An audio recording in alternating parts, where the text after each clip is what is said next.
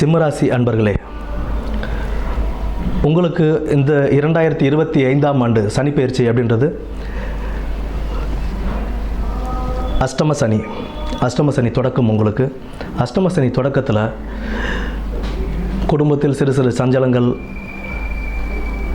தொழில் வேலை செய்கிற இடத்துல கொஞ்சம் குடைச்சல்கள் இருக்க தான் செய்யும்.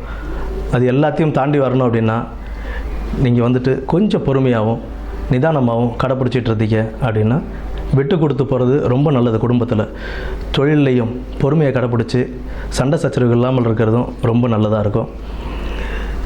அஷ்டம சனியாக இருந்தாலும் உங்களுக்கு குரு பயிற்சிக்கு அப்புறம் குரு லாபஸ்தானத்தில் இருக்கார். லாபஸ்தானத்தில் இருந்துக்கிட்டு அவர் 3, 5, 7ஆம் இடங்களை பார்வையிடுறதுனால உங்களுக்கு ஒரு நல்ல மேன்மையை தருவாங்க.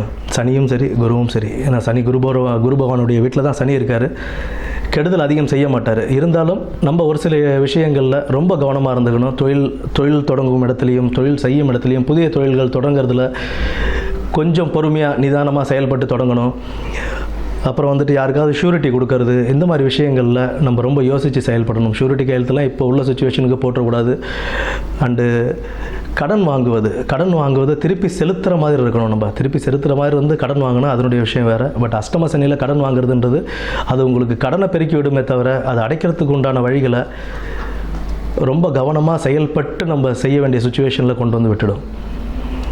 அதனால் அஷ்டம சனியில் நிதானமும் பொறுமையும் கடைப்பிடிச்சு நீங்கள் ரொம்ப கேர்ஃபுல்லாக கடன் வாங்காமல் தொழிலையும் சரி குடும்பத்திலையும் சரி ரொம்ப பொறுமையாகவும் நிதானமும் கடைப்பிடிச்சி போனீங்க அப்படின்னா உங்களுக்கு ஒரு மேன்மையான சனி பயிற்சியாகவே இந்த சனி பயிற்சி அமையும்.